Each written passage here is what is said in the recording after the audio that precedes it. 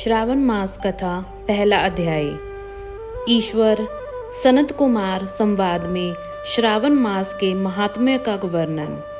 ओम नमः शिवाय। श्री शिवाय नमस्तुभ्यम।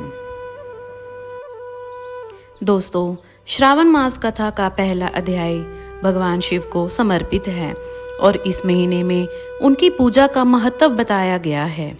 यह महीना भगवान शिव को अत्यंत प्रिय है क्योंकि इस महीने में माता पार्वती ने भगवान शिव को पति रूप में पाने के लिए व्रत और तपस्या की थी। इस महीने में भगवान शिव की पूजा करने से सभी मनोकामनाएं पूरी होती हैं और सुख समृद्धि आती है। श्रावण का संपूर्ण मास मनुष्यों में ही नहीं अपितु पशु पक्षियों में भी एक नव चेतना का संचार करता है। जब प्रकृति अपने पूरे यौवन पर होती है और रिमझिम फुहारे साधारण व्यक्ति को भी कवि हृदय बना देती है। सावन के मौसम का परिवर्तन होने लगता है। प्रकृति हरियाली और फूलों से धरती का श्रृंगार देती है, परंतु धार्मिक परिदृश्य से सावन मास भगवान शिव को ही समर्पित रहता है।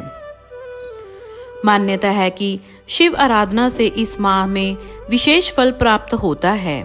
इस महीने में हमारे सभी ज्योतिर्लिंगों की विशेष पूजा अर्चना और अनुष्ठान की बड़ी प्राचीन एवं पौराणिक परंपरा रही है। रुद्राभिषेक के साथ साथ महामृत्युंजय का पाठ तथा काल सर्प दोष निवारण की विशेष पूजा का महत्वपूर्ण समय रहता है। यह वह मास है जब कहा जाता है जो मांगोगे वही मिलेगा। भोलेनाथ भगवान सबका भला करते हैं। धर्म प्रेमी सज्जनों एवं साधक गण के लिए हम आज से श्रावण माह के नित्य 1 या 2 अध्याय का पाठ पोस्ट करेंगे। आशा है आप सभी को इससे अवश्य लाभ होगा। तो चलिए शुरू करते हैं। श्रावण मास कथा पहला अध्याय। ईश्वर सनत कुमार संवाद में श्रावण मास के महात्म्य का वर्णन।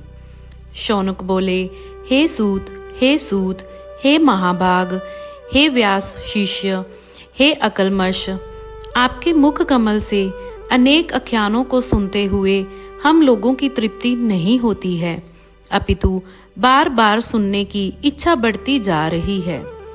तुला राशि में स्थित सूर्य में कार्तिक मास का महात्म्य, मकर राशि में माघ मास का महात्म्य और मेष राशि में स्थित सूर्य में वैशाख मास का महात्म्य और इनके साथ उन मासों के जो भी धर्म है उन्हें आपने भली भांति कह दिया।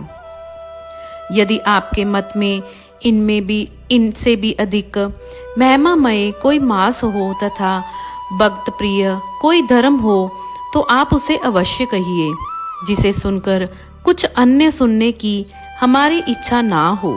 वक्ता को श्रद्धालु श्रोता के समक्ष कुछ भी नहीं छिपाना चाहिए। सूत जी बोले, हे मुनियों, आप सभी लोग सुने। मैं आप लोगों के वाक्य गौरव से अत्यंत संतुष्ट हूँ। आप लोगों के समक्ष मेरे लिए कुछ भी गोपनीय नहीं है। दंभ रहित होना, शठता का परित्याग, उत्तम भक्ति, सुनने की इच्छा, विनम्रता, ब्राह्मणों के प्रति भक्ति परायणता, सुशीलता, मन की स्थिरता, पवित्रता, तपस्विता और अनसुआ, ये श्रोता के 12 गुण बताए गए हैं। ये सभी आप लोगों में विद्यमान हैं। अतः मैं आप लोगों पर प्रसन्न होकर उस तत्व का वर्णन करता हूँ। एक समय प्रतिभाशाली सनत कुमार ने धर्म को जानने की इच्छा से परम भक्ति से युक्त होकर विनम्रता पूर्वक ईश्वर भगवान शिव से पूछा। सनत कुमार बोले, योगियों के द्वारा आराधनीय चरण कमल वाले हे देव देव, हे महाभाग, हमने आपसे अनेक व्रतों तथा बहुत प्रकार के धर्मों का श्रवण किया, फिर भी हम लोगों के मन में सुनने की अभिलाषा है। 12 मासों में जो मास सबसे श्रेष्ठ, आपकी अत्यंत प्रीति करने वाला, सभी कर्मों की सिद्धि देने वाला हो और अन्न मास में किया गया कर्म यदि इस मास में किया जाए तो वह अनंत फल प्रदान कराने वाला हो।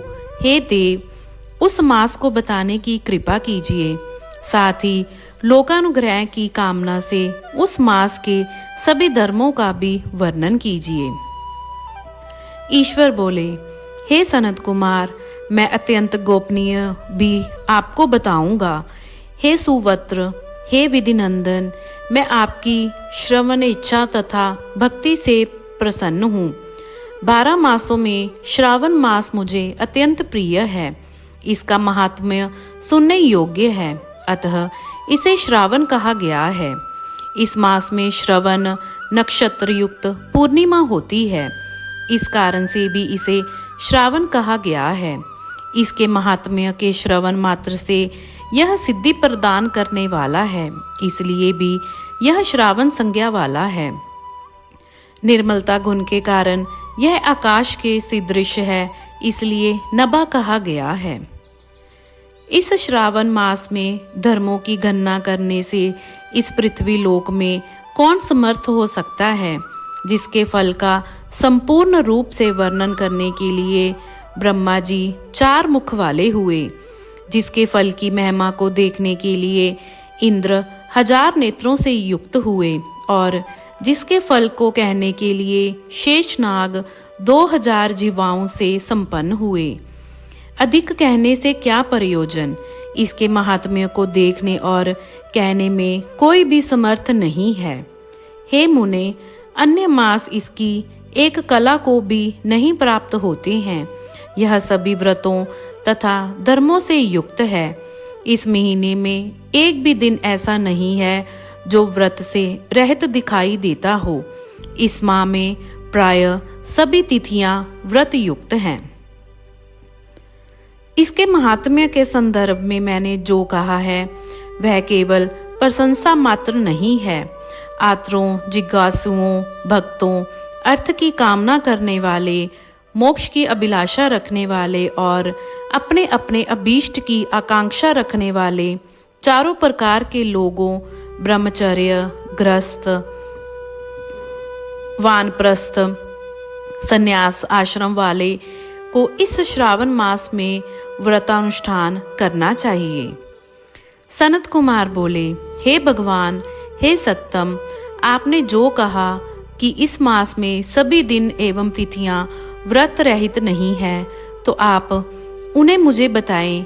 किस तिथि में और किस दिन में कौन सा व्रत होता है? उस व्रत का अधिकारी कौन है? उस व्रत का फल क्या है? किस किसने उस व्रत को किया? उसके उद्यापन की विधि क्या है? प्रधान पूजन कहाँ हो और जागरण करने की क्या विधि है? उसका देवता कौन है? उस देवता की पूजा कहाँ होनी चाहिए? पूजन सामग्री क्या क्या होनी चाहिए और किस व्रत का कौन सा समय होना चाहिए? हे प्रभु, वह सब आप मुझे बताएं। यह मास आपको प्रिय क्यों है? किस कारण यह पवित्र है? इस मास में भगवान का कौन सा अवतार हुआ? यह सभी मासों से श्रेष्ठ कैसे हुआ? और इस मास में कौन कौन धर्म अनुष्ठान के योग्य है? हे प्रभु, यह सब बताएं। आपके समक्ष मुझ अज्ञानी का प्रश्न करने में कितना ज्ञान हो सकता है, अतः आप संपूर्ण रूप से बताएं। हे कृपालु, मेरे पूछने के अतिरिक्त भी जो शेष रह गया हो उसे भी लोगों के उद्धार के लिए कृपा करके बताएं। रविवार, सोमवार, सोमवार, बुधवार, बृहस्पतिवार, शुक्रवार और शनिवार के दिन जो करना चाहिए, हे विभो, वह सब मुझे बताइए। आप सबके आदि में आविर्भूत हुए हैं, अतः आपको आदि देव कहा गया है। जैसे एक की विधि बाधा से अन्य की विधि बाधा होती है, वैसे ही अन्य देवताओं के अल्प देव तत्व के कारण आपको महादेव माना गया है। तीनों देवताओं के निवास स्थान पीपल वृक्ष में सबसे ऊपर आपकी स्थिति है। कल्याण रूप होने के कारण आप शिव हैं और पाप समूह को हरने के कारण आप हर हैं।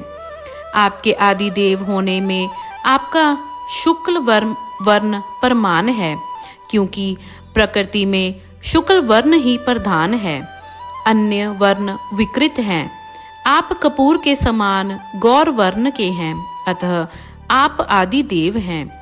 गणपति के अधिष्ठान रूप 4 दल वाले मूलाधार नामक चक्र से, ब्रह्मा जी के अधिष्ठान रूप 6 दल वाले सविष्ठान नामक चक्र से और विष्णु के अधिष्ठान रूप 10 दल वाले मणिपुर नामक चक्र से भी ऊपर आपके अधिष्ठित होने के कारण आप ब्रह्मा तथा विष्णु के ऊपर स्थित हैं।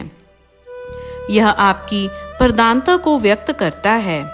हे देव, एकमात्र आपकी पूजा से पंचायतन पूजा हो जाती है, जो कि दूसरे देवता की पूजा से किसी भी तरह संभव नहीं है।